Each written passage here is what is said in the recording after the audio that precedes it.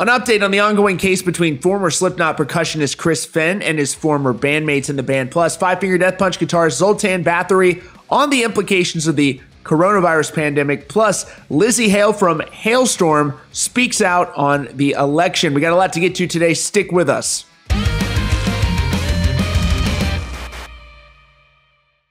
Rock Feed needs you to subscribe right now with notifications on so that we may enjoy a plethora of subscribers. Say 1 million perhaps? No? Yes.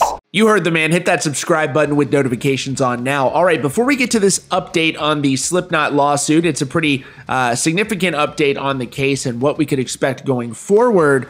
We got to talk about Five Finger Death Punch guitarist Zoltan Bathory. He was on DWP, their show Offstage with DWP, Danny Wimmer Presents. They put on amazing festivals, and he was asked about how the coronavirus pandemic will actually, how it'll impact the live entertainment industry. And he said the following: you have to realize that what we're dealing with now, while this is horrible in some ways, in some way it's a little bit overplayed, in some way it's overblown, in some way the media are fanning the flames here. There are many ways to look at this, but the coronavirus is real. People die from it. Now, if you look at the history of this planet, the things we survived as humans, much bigger, much worse. 2 world wars, and there were wars leading up to it, the bubonic plague, and all kinds of crazy stuff. We lived, we survived, we're here. This will pass, this will end. Humans are hard to kill, man. That's what it is. As an individual, remember, for you to be here today, you have to look at bloodlines. For you personally to be here today, that means that every single ancestor of yours had to win a battle, to survive a battle, to survive a plague, all kinds of sickness, and kept surviving and surviving. Your grandfather's grandfather's grandfather, who was maybe a Viking warrior, came home from the battle, and then his son came home from the battle, and then his son and daughter survived the sickness, and the way all these crazy things happen on the planet. So you're here today. This means your bloodline is the bloodline of survivors, or you would not be here. So you're a winner throughout this entire human race and its evolutionary steps and the social revolution. Whoever you are, wherever you are in the world, because you're here today, that means your ancestors are winners, or you wouldn't be here. So remember that, and if you think about it from that perspective, then you get a totally different idea about life and survival. And if you think about it in that way, then this idea of losers and winners goes away. Everybody who is alive is a winner. In the worst case scenario, you're still a winner because somehow somebody in your bloodline didn't die. It's here today. You have to take on this. Whatever's happening right now, it's a challenge. This stupid coronavirus thing, you have to take it. Whatever happens and the effects of it, whatever comes up, you have to face it.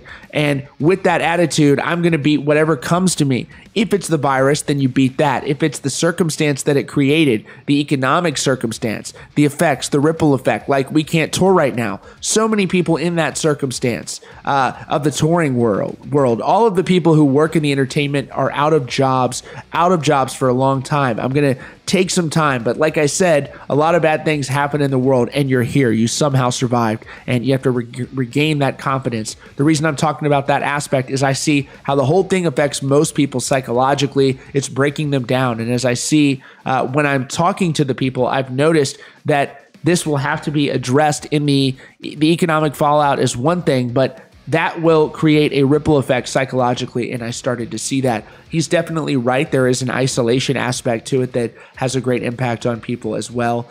People are losing, their financial stability. That is just, immeasurably difficult, especially if you depend on live music. There are just so many people out there hurting, and hopefully they will have a vaccine soon. It looks like that's going to occur, and you can start the process and the planning stages for how you're going to bring shows back, what that looks like, and how you can bring them back hopefully sooner rather than later. So moving on, Lzzy Hale of Halestorm and Amy Lee of Evanescence have been very outspoken about the current political climate and their thoughts on the election. Naturally, whenever you speak on these topics, it can be controversial.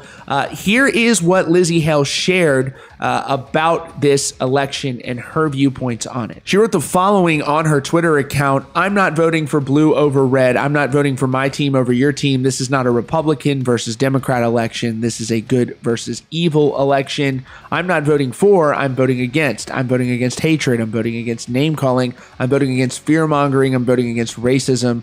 I'm voting against inequality, sexism, injustice, idiocracy, dissonance, and childish leadership. I cannot predict the future. I cannot change the past, but I know what we can change right now. I'm voting against the evil happening now. I'm voting against another 4 years of this. Now is the time to make our decision over petty differences or one issue stances. Now is the time to abolish the wrong that we know exists right now. Then we will take the step towards healing and change. Are you registered to vote? Make sure that you are, and then make sure at least 3 of your friends and family are as well. Now is the time we must stand united, all hands on deck, vote against. And so obviously this led to a lot of criticism from her own audience, and she responded to that criticism basically saying it doesn't matter to her if she loses any fans who don't agree with that message above, because she says that she basically implies that she doesn't want those individuals to be her fans.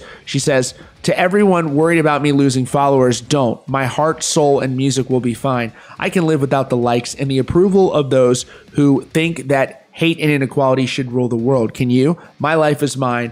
I'm not ruled by anyone but me.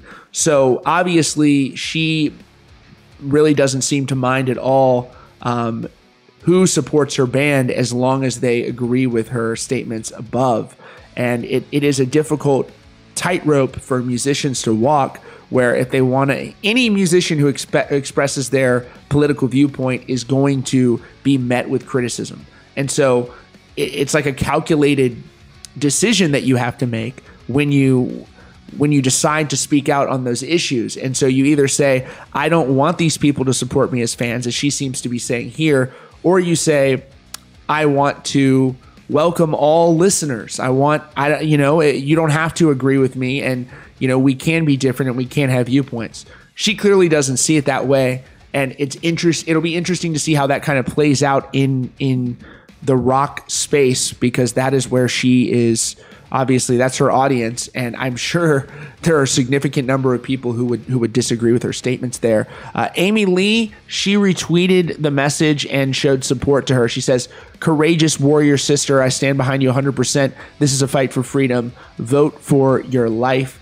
She released a song called Use My Voice. I think it's a good song. It's a very catchy song, but obviously there are very political messages in it as well. So do with that information what you wish, but obviously it's just going to get more and more polarizing up until November, when the election takes place, and hopefully after that it won't be as polarizing and everybody can just really calm down. So moving on, let's talk about Slipknot. Obviously, since last year, we've covered this situation ad nauseum, and it is Slipknot embroiled in a legal dispute with their former percussionist, Chris Fehn. Chris Fehn was in the band, and he essentially had a lot of questions about the finances of the band. He says that they started a bunch of different LLCs in various states and various places, and that Corey and Clown wouldn't tell him about the finances of the band. They dispute this. They say that, there isn't anything fishy going on here. He doesn't know, what he's talking about, and they basically said he wasn't telling the truth and denied everything. This has been going back and forth, and they also claimed in legal documents that Chris Fehn didn't actually have an ownership stake in the band. There's a lot of interesting angles here. Now, with that said, it now looks like this lawsuit isn't actually going to go to trial. It's a civil case. Obviously, that is sort of unsurprising, because these sort of cases tend to be settled outside of court. So as Metal Sucks has reported here, as you can see up on the screen, they have gone to mediation for a settlement. The great Vince Neilstein reports that they filed a series of suits, as you know, and I'm just going to point out the document that was filed back on June 18th, signed by Judge Melissa Ann Crane, and she has been dealing with this case. She says this case became before the court on May 15th, 2020, and the court determined that it is appropriate and the parties would benefit from an opportunity to participate in mediation. The parties and counsel are directed to appear for mediation, and therefore it is ordered that the matter is hereby referred to a special referee. Oh, okay. And it's further ordered that the council is directed to contact her. Basically, she's going to be reffing it out. She's going to be in the room like, so why don't you like him? And why don't you like him? And how much money would you take? And how much money will you pay? And they're going to sit in a boardroom and hash it out. And so it could take a long time. It says the details of settlements are not usually made public, which totally makes sense. Ordered that any oral, written, or communications made during the mediation shall be confidential. And lots of good analysis there.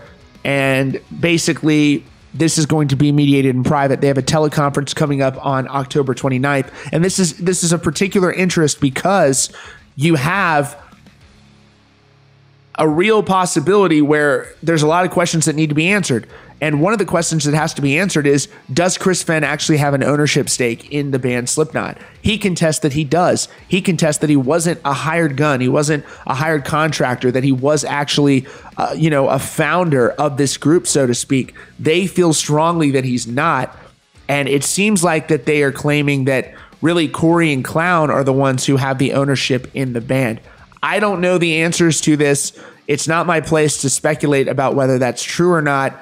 But the good thing is that all parties involved will have some clarity once this situation is resolved. And I do think that it'll probably end in a settlement. I'm sure there's a dollar figure that Chris is willing to accept to make this go away. And I would surmise that the Slipknot business, the Slipknot brand, probably has the type of capital to provide that to him. And I hope that everyone gets, again, some peace, they get some clarity, and this drama for the band can finally end, and Slipknot can continue to proceed and can continue to make great music and put on live performances. It seems like they're very happy with the new guy, Tortilla, Michael Paff, and so I hope that this works out for the best. Chris Fehn seems to be doing all right. He's posting pictures. He's being a father. He seems to be doing well. So again, I hope that they can resolve this amicably between both parties. So folks, that is all for now. Thanks so much for joining us today and every day at Rockfeed. Appreciate that very much. Again, please subscribe with notifications on so you don't miss out on breaking news and updates. Also, go listen to that new Deftones record and let me know in the comments what you're listening to. Lots of great new releases out. All right, thanks again for joining us, and we'll see you all very soon.